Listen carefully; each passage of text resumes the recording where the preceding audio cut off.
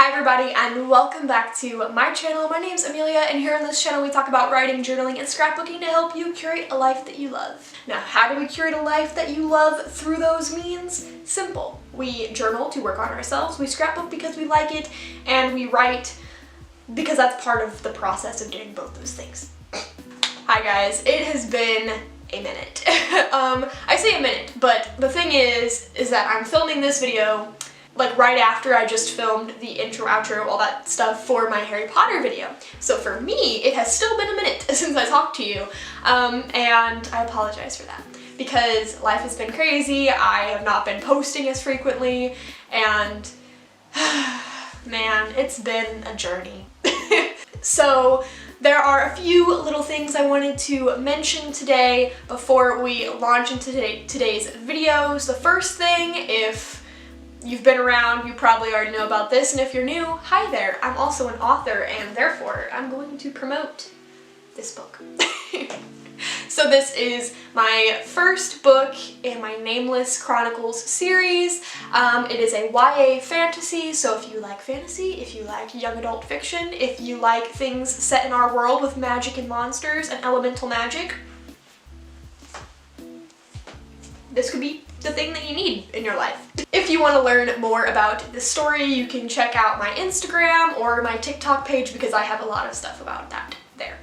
But anyway, for today, I wanted to make a video discussing how I get my scrapbooking supplies, my journaling supplies, all of that, because I've had a lot of people ask me where I get my materials from, and I thought, you know what, I'm gonna make a video about this. So before we get started, I do want to make a little disclaimer that there's a lot of scrapbooking supplies that I already had in my collection, so like art supplies like paint and brushes, for example, certain markers, like there's things that I already had prior to my scrapbooking journey that I still use. So keep that in mind. I do have quite a, not like an extensive collection, but I do have a lot of art supplies because I've been doing art for a very long time. So there's a lot of stuff that I don't exactly know where it's from, but I've had it for a while, most notably my paints and my paintbrushes, stuff like that. Anyway, so without further ado, let's go ahead and get into the first part of this video. It is divided up by item for like up until the end anyway. So yeah, I'll put some timestamps down below if you're interested in like specific scrapbooking, art journaling supplies. So yeah, let's just get into it. So the first thing I wanted to cover is where I get my journals. So I have a few journals, quite a few actually, and I get questions on where I get them like all the time. When I first started journaling, like writing, that kind of journaling, not the scrapbooking, but just journaling, I purchased my journal from Target. Now this is mostly because I used to work at Target, so that was the easiest option. I just got a journal when I got off work one day, and that's the story. When I started scrapbooking, I also got my scrapbooks, or the journal for them, from Target. And I do still get my scrapbooking journals from Target typically. Now the brand is called You Create, and I haven't been able to find an Amazon link for it, nor have I found the proper link on Target.com either for the proper size. Like I can find the 9x12, but I can't find the 5x8, which is the size that I use, but I did get mine at Target. I have a few other journals that were gifted to me, or journals that I don't remember where I bought them. I do have a couple journals from Walmart, which I'll put up on the screen as well, that I also use. So my newest journal, because I filled up my other one, it is from Walmart, and so many people on Pinterest, I'm not even joking when I say that I've posted like journaling prompts on Pinterest and everybody's like, I have that journal, I've seen that journal at Walmart, and I'm like, this is insane. I mean, it's a gorgeous journal, but I was just like not expecting it to be so popular. So that's like the main two places, is Target and Walmart, because they're very close to me. Other places I've purchased journals is Amazon and Mitsuwa Marketplace. So I got some bullet journals from Mitsuwa, which is a Japanese marketplace up in Chicago. And when I used to live up by Chicago, which I don't anymore, but when I did, I would purchase my stationery from there. I also have a like ink pen thing, like a quill pen thing. I don't know what you'd call that, it's not a quill. A calligraphy pen and ink, which I also purchased up at Mitsuwa. I feel like I had more too, but I can't remember all that I purchased. Perhaps the most asked question, aside from journals, of like what scrapbooking supplies do you have, where do you get it, would be paper. Oh my goodness, like where do you get your paper from? That is a huge question, and honestly, there's a lot I could say about it. My work is messaging me, so I'm like, okay. So the first place I get my paper is Amazon. I've purchased little paper books from Amazon. I've also purchased a paper book from Joann Fabrics. I've gone to Michael's and purchased individual sheets of paper from Michael's, but I do think that Michael's as a craft store is kind of pricey. I know they have a lot of discounts, like 60% off and 75% off. Like they do that a lot, and you can like stack coupons. My friend used to work there, but it's still kind of pricey for me, and I find that I get better deals at Joann's, especially when their stuff goes on sale. So I've purchased a lot of my paper from those two places. I'm leaning towards Joann's these days if I want like specific sheets of paper. However, if I want like a craft book, I will almost always go to Amazon. Obviously read the reviews, because not all stationery that you find on Amazon is going to be like worth it, and there is like this kind of awareness that you need to have that you might get a product that is not super good. Now with paper, it's a bit easier to, you know, kind of be more relaxed about the kind of product you get, but there's like other products I'm gonna mention later that are like, you gotta be careful when you purchase on Amazon because you don't know what you're walking into. I also get paper from Canva. So I will go on Canva and I will like open like an Instagram story, like blank page or something, or like a blog post blank page, and I will look for like colors and shapes, and I will put those like little paper snippets into the Canva document, download the image, put the image on a Google document, and then print it out. And that is how I get my paper swatches. I get like these small like index card sized paper that I will put in my scrapbook journal. Sometimes I tear it. It's just what I use because it's good for specific colors and for specific like, you know, smaller swatches if you don't want to purchase a whole page, and it is free. So I mean, well, aside from the ink that you have to use and the paper that you have to use, but it's really cheap in the long run, which is why I do it. So the next product I wanted to talk about that I purchased for my scrapbooking collection is washi tape. Now for washi tape, I get it from one of 3 places, and 2 of them don't always have high quality washi tape, but it's affordable. So the first place I get washi tape from is Amazon, and this is what I meant when I wanted to talk about like disclaimer, like be careful what you buy. Washi tape on Amazon can be really thin, it can be really like sticky and hard to like peel off. It could be like there might not be as much washi tape as you would like, and so you run out really quickly, which is something I experienced with some of the washi tapes I've had recently. But the price is super affordable, and depending on how much washi tape you need or how often you use it, I think it could be a good thing to purchase from Amazon. So I do use washi tape from Amazon. I don't know if I have any brands, but I will put some links down below to like some of the washi tapes I've purchased from there. So far, it's been okay. I haven't had any quality problems really. I will say that the the washi tape rolls are very like thin. There's not a lot of washi tape. So if you really want to use it like a lot, then that might be a problem. Another place that I purchased washi tape for like very cheap, very affordable is the dollar store. And the dollar store washi tape is obviously not the best quality, but I don't use it to like hold things down as much as I use it for decorating my scrapbook. So I'm not really concerned with it not sticking properly, because eventually it will. If it's been smushed in this book for like days, weeks on end, eventually it will stay. So I do purchase washi tape from the dollar store, which when I say dollar store, I mean the Dollar Tree. That's a shop that is around me. I don't know if you have access to one or not, but in Indiana, in the US, I can go to a Dollar Tree, and I really like their affordable $1.25 now washi tapes. Used to be $1. Prices have gone up. And then of course, the last place I get washi tape is Michael's usually, or Joann Fabrics, but Michael's has a bigger selection. The only thing I don't like about Michael's is it's so overpriced. The washi tape does not need to be $10 for 2 rolls, okay? That is absurd, okay? That is it, no, But sometimes I do it. It depends on how good the washi tape is, like how pretty it is, and what my needs are if I don't have a great supply of washi tape. Okay, so the most abundant product in my scrapbooking collection, stickers. And by abundant, I mean I just use it like all the time in scrapbooking. So the main place that I get stickers from is Canva. So they're not even like real stickers, they're just little pieces of paper that I cut out and then glue or stick with tape onto my scrapbook. The reason that I use Canva, and I call them stickers because that's kind of what they are, what they do, that's their purpose in my journal, is because it's affordable, it's easy, and I can get whatever I want to fit my theme. So I use the free version of Canva, and with certain licensing, a lot of their images are like, you can use them however you want, really. There's not that many restrictions, unless you're like selling a product. So like you can't have a sticker and then not alter it and then sell a product. But you can download stickers and then use them in like a scrapbook if you wanted and put that online because you're free to do so.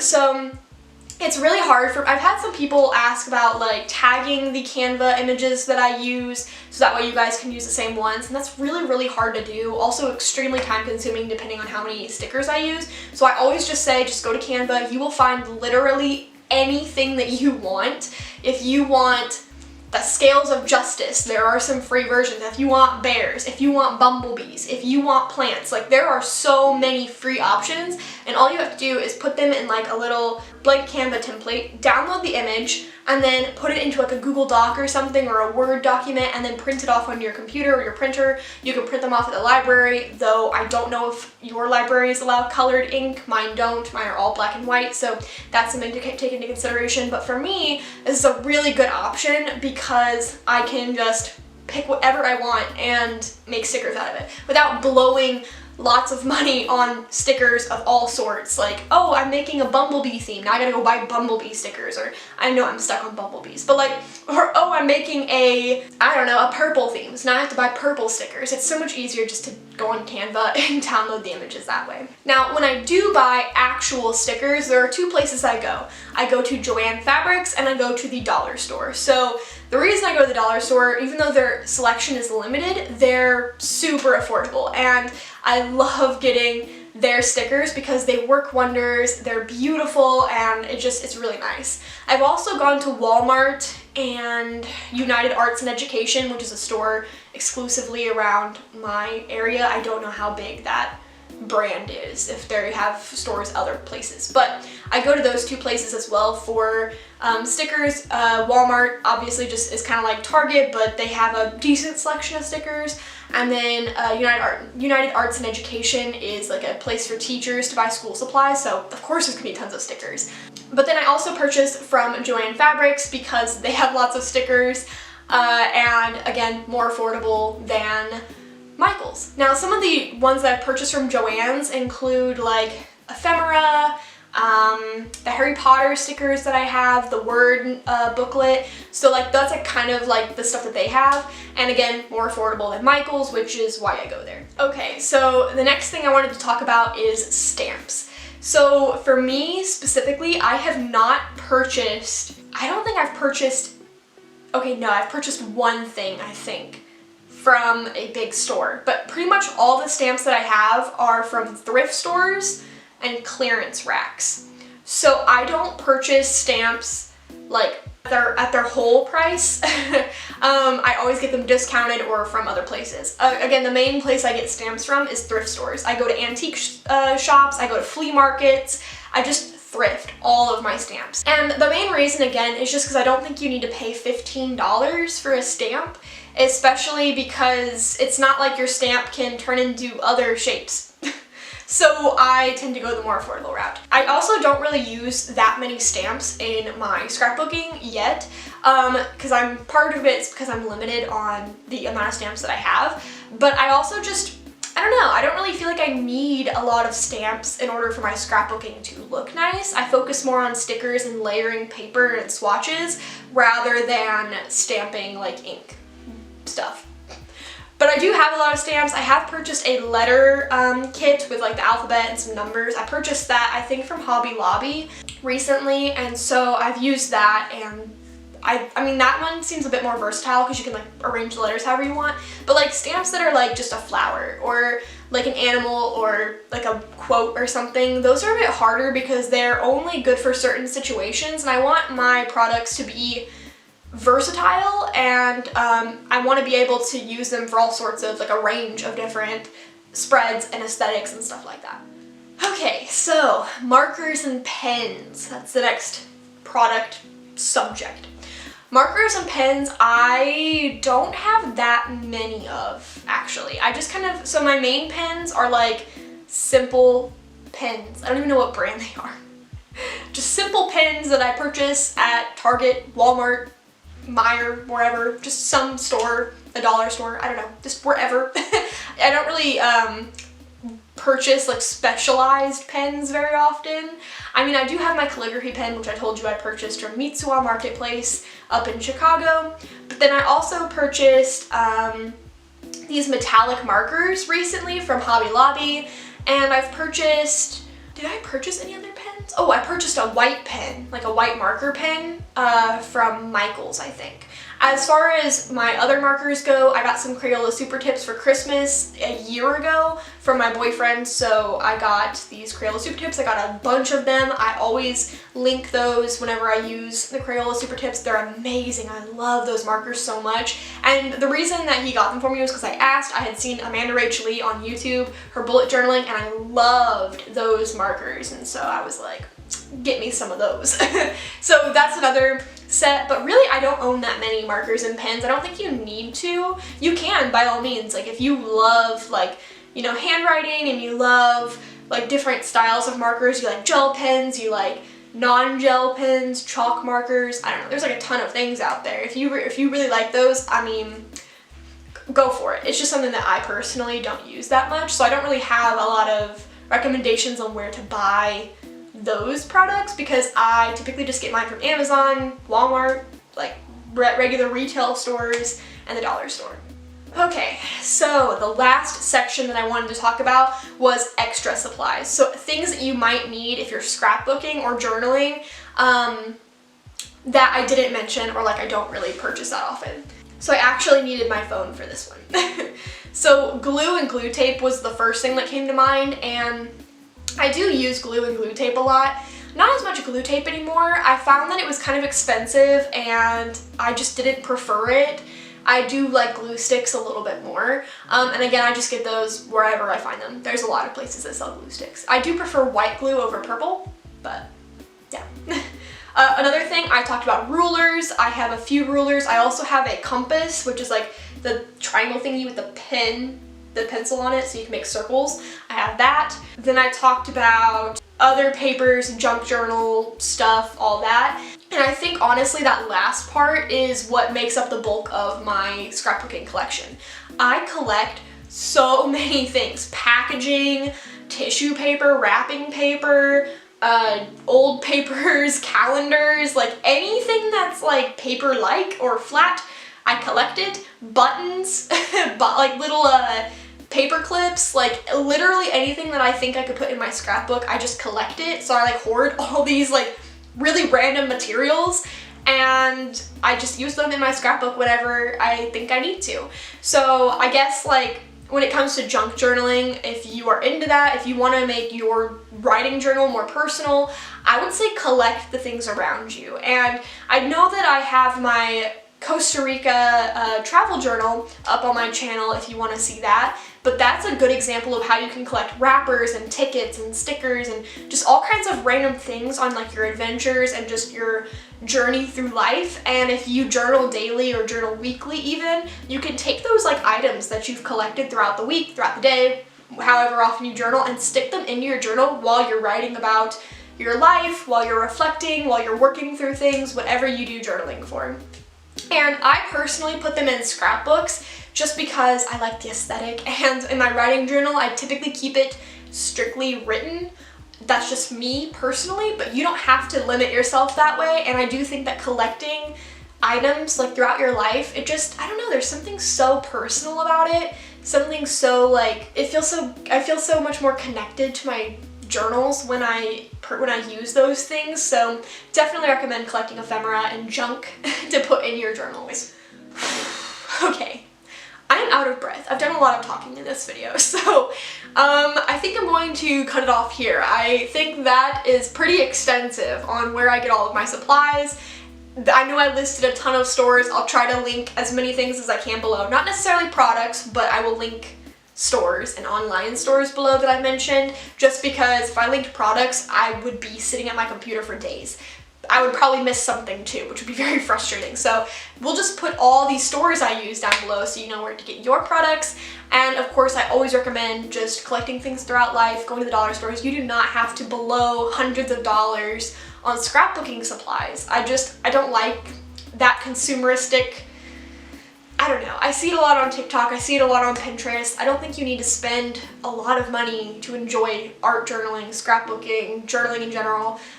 So I definitely recommend trying to use what you have available and just get creative with it. So anyway, that's all I have for you guys today. If you like this video, please be sure to give it a thumbs up and don't forget to subscribe to the channel if you want to see more content like this. And without further ado, I will catch you next time.